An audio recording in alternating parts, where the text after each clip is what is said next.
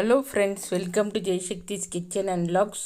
சைவ மதத்தை பரப்பிய குமரகுருபரர் அவர்கள் தன்னுடைய 5வது வயதில் முருகன் அருளால் பேசும் திறமையை பெற்ற கதையையும் அவர் காசியில் மடம் அமைத்த சுவாரஸ்யமான தகவலையும் இந்த வீடியோவில் பார்க்கலாம். சுமார் 450 ஆண்டுகளுக்கு முன்னர் திருச்செந்தூரில் இருந்து சுமார் 28 கிலோமீட்டர் தொலைவில் இருக்கும் ஸ்ரீவைகுண்டம் பகுதி அந்த காலகட்டத்தில் பாண்டிய நாட்டு திருத்தலங்களுள் மிகச்சிறந்ததாக விளங்கியது.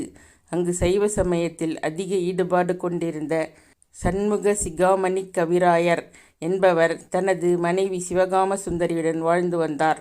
திருமணமாகி நீண்ட நாட்களாகியும் அவர்களுக்கு குழந்தை பிறக்கவில்லை. அதனால் அவர்கள் மிகவும் கவலைப்பட்டனர்.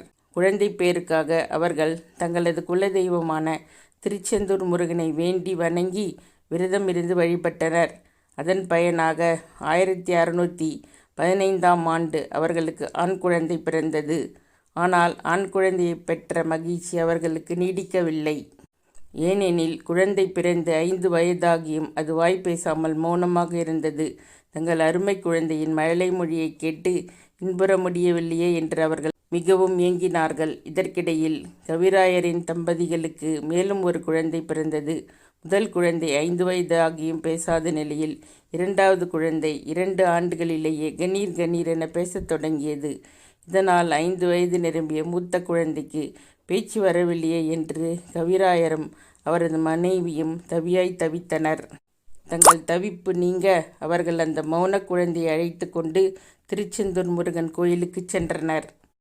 அங்கு கோவில் வளாகத்தில் தங்கி பக்தியுடன் 40 நாட்கள் கடும் விரதம் இருந்தனர். நாட்கள் உருண்டோடின. 40 நாட்களாகியும் குழந்தைக்கு பேச்சு வரவில்லை. இதனால் அந்த தம்பதிகள் கண்ணீர் விட்டு அழுதனர். முருகா, விடியும் முன் எங்கள் குழந்தைக்கு பேச்சு வராவிட்டால் திருச்செந்தூர் கடலில் விழுந்து முழுகி நாங்கள் உயிரை மாய்த்து கொள்வோம். அதை தவிர எங்களுக்கு வேறு வழியில்லை என்று கதறினார்கள். மறுநாள் காலை கடலுக்குள் பாய்ந்து தற்கொலை செய்து கொள்ளும் மனநிலைமைக்கு அவர்கள் ஆளாகினர். ஆனால் அவர்களது குழந்தைக்கு தூக்கம் வரவில்லை. அவன் திருச்செந்தூர் முருகன் ஆலயத்தின் வெளிப்பகுதியில் கடலோரத்தில் அங்கும் இங்கும் பார்த்து கொண்டிருந்தான். அப்போது அங்கே திடீரென கண்ணை கூச செய்யும் அளவுக்கு மிகப்பெரிய பேரொளி தோன்றியது. அந்த ஒளியில் இருந்து முருகன் அருட்காட்சி கொடுத்தார். கண்களில் கண்ணீர் சொரிய வாய் பேச முடியாத அந்த குழந்தை ஜோதிக்கெல்லாம் ஜோதியான பேரொளியை கண்டு தன் 2 கரம் கூப்பி தொழுதது. புன்னகையுடன் காட்சியளித்திய முருகப்பெருமான் குழந்தையை நோக்கி, நீ யார் என்று கேட்டார். அதுவரை பேசாமல் மௌனமாக ஊமையாக இருந்த குழந்தை அடியேன் என்று சொல்லி முருகனை தொழுது வணங்கியது. முருகப்பெருமானின் காலடி பணிந்து எழுந்தது. முருகப்பெருமான் குழந்தையை குருபரா என்று அன்போடு அழைத்து நாவில் சரவணபவ என்னும் சடாட்சர மந்திரத்தை எழுதி ஆசீர்வதித்தார். முருகப்பெருமானின் அருட்காட்சியும் ஆசியும் கிடைத்த அந்த நிமிடம் முதல் அந்த சிறுவனிடம் மாற்றம் ஏற்பட்டது. அவனுக்குள் புதிய ஞான ஒளி பிறந்தது. அதோடு மௌனம் விலகி பேச்சும் வந்தது.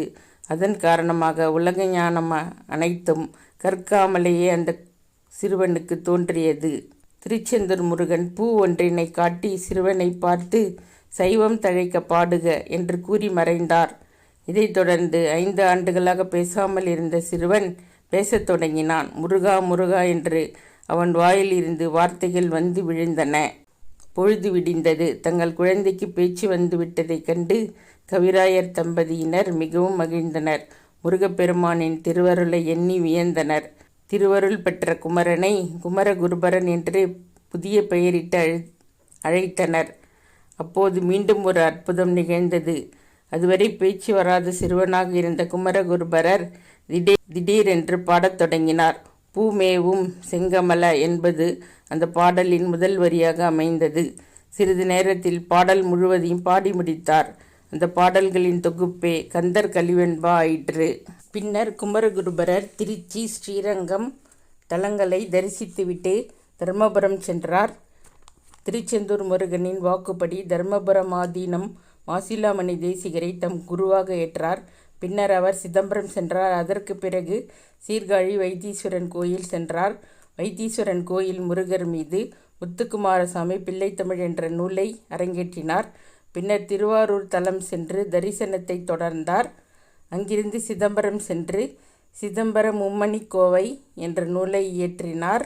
சிவகாமி அம்மை மீதி சிவகாமி இரட்டை மணிமாலை என்ற நூலை எழுதினார். பின்னர் தம் குருவின் ஆணையை ஏற்று காசி திருத்தலம் நோக்கி பயணமானார்.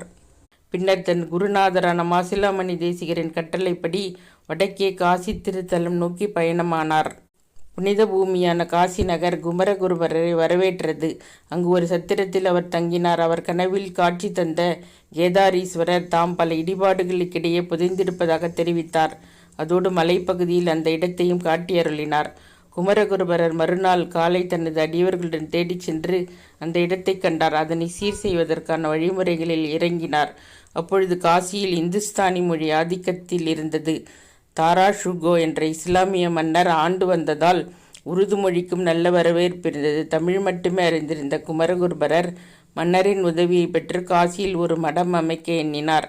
அதற்காக மன்னனை சந்திக்க அரண்மனைக்கு சென்றார். ஆனால் குமரகுருபரரின் பெருமை அறியாத மன்னன் அவரது எளிய தோற்றத்தைக் கண்டு ஏளனத்துடன் உதாசீனம் செய்தான். அமர்வதற்கு ஆசனமும் கொடுக்கவில்லை.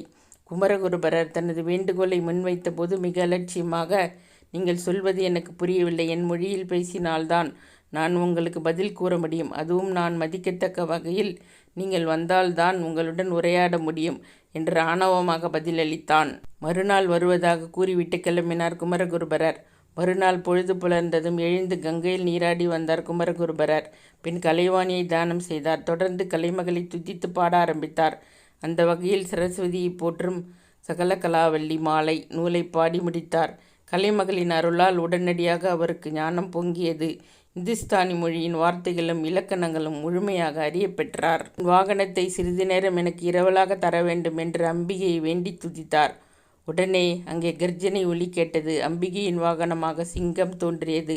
துணையாக சில சிங்கங்களும் அங்கே வந்தன. சிங்கம் ஒன்றின் மீது தாவி அமர்ந்து மன்னனை காண புறப்பட்டார் குமரகுருபரர். அரண்மனைக்குள் சிங்கம் நுழைந்ததும் அங்குள்ளோர் அச்சத்தில் சிதறி ஓடினர். சிம்ம கர்ஜனையால் அந்த இடமே போர்க்களம் போல் ஆனது. குமரகுருபரர் சிங்கத்தின் மீது அமர்ந்து வருவதைக் கண்ட மன்னன் தாராஷுகோ அதிர்ச்சி அடைந்தான். குமரகுருபரரை அலட்சியப்படுத்தி சாதாரணமாக நினைத்துவிட்டோமே என்று வருந்தி பயப்பட்டான். பிறகு சிங்கம் மீது ஏறி வந்த தமிழ்முனியை கண்டு வியந்தான். அதோடு குமரகுருபரர் மிகப்பெரிய மகா ஞானி என்பதை புரிந்து பணிந்தான். மன்னனிடம் குமரகுருபரர் இந்துஸ்தானி மொழியிலேயே தன் வேண்டுகோளை முன்வைத்தார். மன்னனும் அதனை நிறைவேற்றுவதாக வாக்களித்தான். குமரகுருபரர் காசியில் தான் தங்குவதற்கு திருமடம் அமைப்பதற்கு தேவையான நிலம் வேண்டும் என்று கேட்டார். மன்னன் அதற்கு காசியில் கருடன் பறப்பதில்லை, கருடன் வட்டமிட்டால் அது வட்டமிடும் இடம் முழுவதையும் உங்களுக்கு கொடுக்கிறேன் என்று வாக்களித்தான்.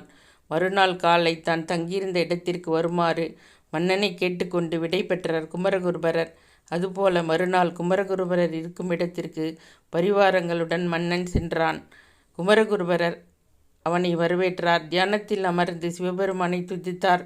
உடன் குரல் எழுப்பியவாறு வானில் கருடன் தோன்றியது. மன்னன் வியந்து பார்த்து கொண்டிருக்கும் போதே மேலே வட்டமிடத் தொடங்கியது. 3 முறை அவ்வாறு வட்டமிட்டு பின் விரைந்து மறைந்து காணாமல் போனது. காசியில் கருடன் வட்டமிட்ட அதிசயம் பலராலும் வியந்து பேசப்பட்டது. மன்னனும் தான் கூறியவாறே கருடன் வட்டமிட்ட அந்த நிலப்பகுதியை குமரகுருபரருக்கு தானமாக அளித்தான். அந்த இடம்தான் கேதார்காட் பகுதியில் இருக்கும் காசி குமாரசுவாமி மடம் ஆகும். அந்த திருமடத்தில் நாள்தோறும் இந்துஸ்தானி மொழியிலும் தமிழ் மொழியிலும் சொற்பொழிவாற்றி தமிழுக்கும் சமயத்திற்கும் சேவை புரிந்தார் குமரகுருபரர். கம்பராமாயணம் குறித்து அவர் ஆற்றிய சொற்பொழிவுகளை துளசிதாசர் தினந்தோறும் வந்து கேட்டதாக ஒரு நம்பிக்கை உண்டு. காடுகளாலும் கட்டிடங்களாலும் சூழப்பட்டிருந்த கேதாரேஸ்வரர் ஆலயத்தை புதுப்பித்து தினந்தோறும் பூஜைகள் நடக்க ஏற்பாடு செய்தார். பல ஆண்டு காலம் காசியில் வாழ்ந்த குமரகுருபரர் தனது குருவை தரிசிக்கும் ஆசையில் மீண்டும் தமிழகம் திரும்பினார். குருவை தரிசித்தார். குருவுடனே இறுதி வரை வாழ வேண்டும் என்று தன் விருப்பத்தை தெரிவித்தார். குருவோ காசியிலேயே இருந்து தொண்டாற்றி வரும்படி சீடரை பணித்தார். அதனை ஏற்று மீண்டும் காசிக்கு திரும்பி வந்து தன் இலக்கிய ஆன்மீக சேவைகளை தொடர்ந்தார் குமரகுருபரர். காசியில் பல்வேறு அற்புதங்களை நிகழ்த்தி சைவத்தின் பெருமையை பரப்பினார். மாற்று மதத்தவரும் மதிக்கத்தக்க மகா ஞானியாய் அவர் விளங்கினார். காசியில் மகா ஞானியாக வாழ்ந்த குமரகுருபரர் 1668ஆம் ஆண்டு வைகாசி மாதம் பௌர்ணமியை அடுத்த 3ஆம் நாள் திருதியை திதியில் மகா சமாதி அடைந்தார். ஆண்டுதோறும் அவரது குரு பூஜை குமாரசாமி மடத்தினரால் சிறப்பாக கொண்டாடப்பட்டு வருகிறது. இந்த வீடியோ உங்களுக்கு பிடிச்சிருந்தா உங்கள் ஃப்ரெண்ட்ஸ் கூட ஷேர் பண்ணுங்கள். எங்கள் சேனல் சப்ஸ்கிரைப் பண்ணிக்கோங்க. தேங்க்ஸ் ஃபார் வாட்சிங்.